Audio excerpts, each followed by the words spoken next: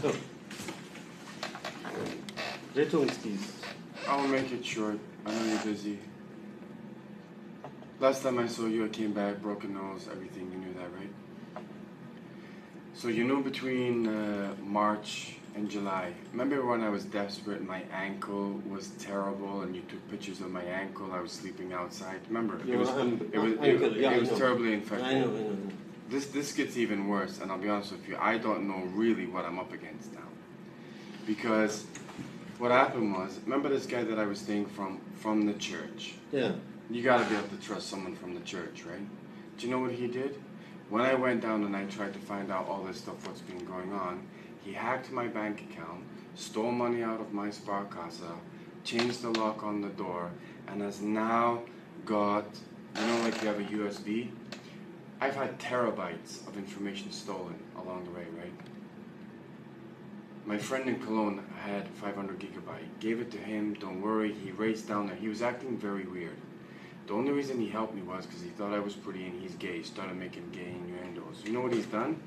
Emptied my bank account, locked the door, is refusing to give my money back with all the political situations, all my... Who did that? So, hold on. I'll say to you, hold on, no. Remember when I got robbed in the Starbucks? With all my bank? Right. At that point, that 4,000 euros was put in at the end of March. So I'm walking around Germany thinking I've got no fucking money, homeless, arriving at your desk in a terrible state, when I'll put 4,000 euros in my account and no one told me. Not only that, when I'm going to Sparkasses in Bonn, Düsseldorf and Cologne, it says you have null balance. The only reason I found out was I was in Sparkasse in Düsseldorf because I needed the fax to get to the job center to get some money. They're like, oh, they can't say what the balance you have. I said, I don't have a balance. They said, no, you do. I'm like, I do? You have 3,000. I'm like, well, when the fuck did that money go in? Yeah. Oh, last Monday. I'm like, okay. So, no. So then I go to Sparkasse.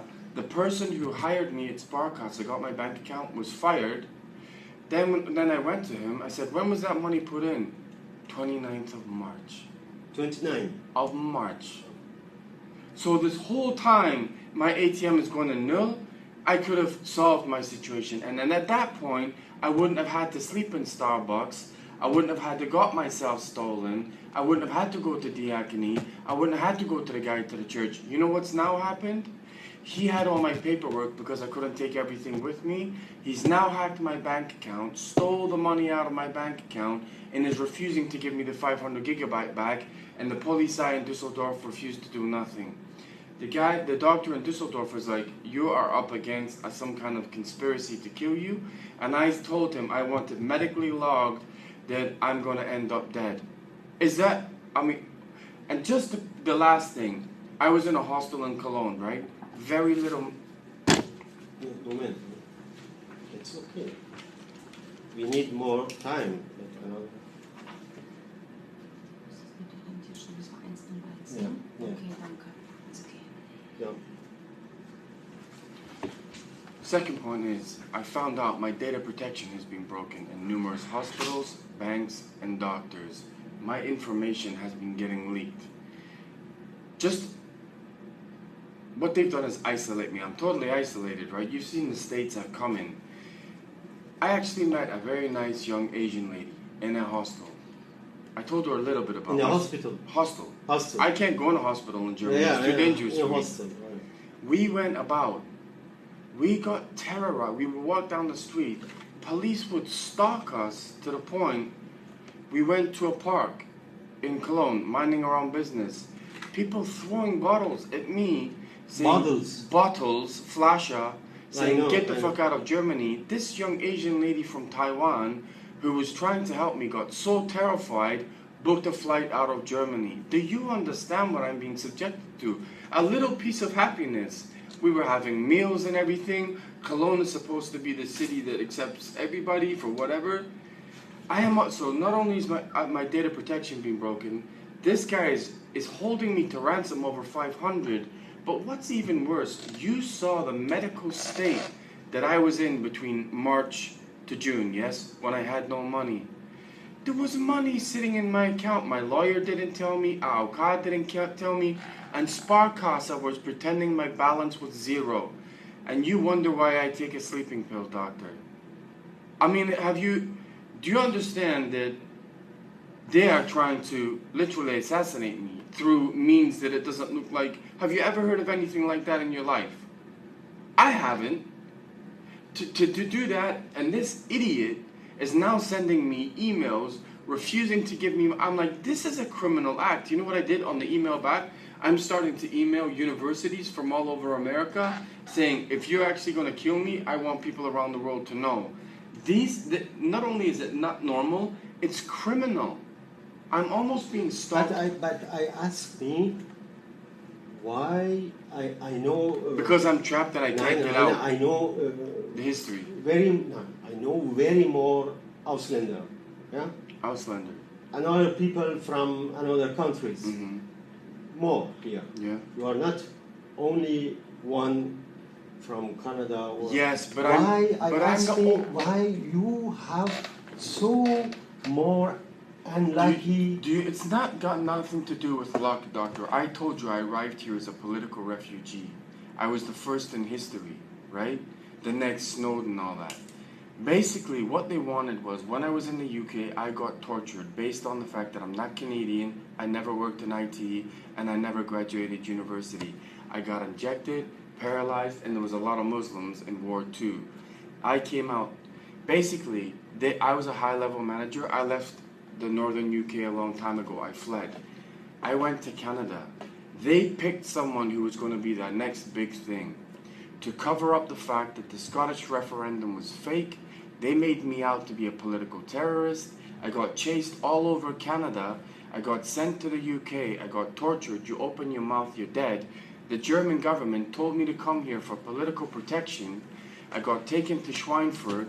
They listened to Bank of America, Royal Bank of Canada, Bank of Montreal. I've worked for Formula One. I was the first in history with a UK passport and Canadian passport to be in political asylum. I then went to Denmark. Only UK and Canada? I'm the first or in Denmark? history. No, Denmark sent me an email saying, come here for political protection. The problem is Europe got paid for me before I got here. The reason no one else is being subjected to this is I'm the first in history to be in this position. No one from Canada or the UK has applied for political asylum. Why did I apply for political asylum? Because they're cutting me from jobs, blocking my bank account. If you think about it, I'm about to be the next big CEO in a big bank. So UK is now creating one of the worst false political situations in history and made me out to be the prime target. That's why I'm getting it here. No one else is in that position. They told me to come here for safety. Both SAP and Sky Deutschland had British Western managers. They knew exactly who I was. That's why no one else is getting it. If my story comes out that I'm squeaky clean, nice to everyone, they've cut me from all humans. The only people who can control the police, I'm not even allowed in a job center. No crimes. You cut someone from a job, cut them medically. You saw the state that I was in. It's because they want me dead. Why? Have I done something wrong? No. But I know politically what they did in the UK, what they did politically in Canada. If the world found out, then we got a big fucking problem worldwide. No one is in my situation. That's why. So it's to terrorize them, do as many inhumane things as possible. So I am now fighting to get my money back from a hotel that stole my money. I said, if you don't get me this fucking 500 gigabyte back to me by Friday, I contact UN, I contact Deutsche Welle, I contact everyone.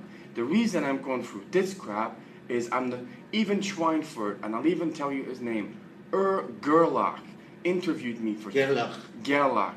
Interviewed me for 37 hours on all those banks and the fact that I was tortured. The Lyon police, so French... 27 hours? 37. No sleep.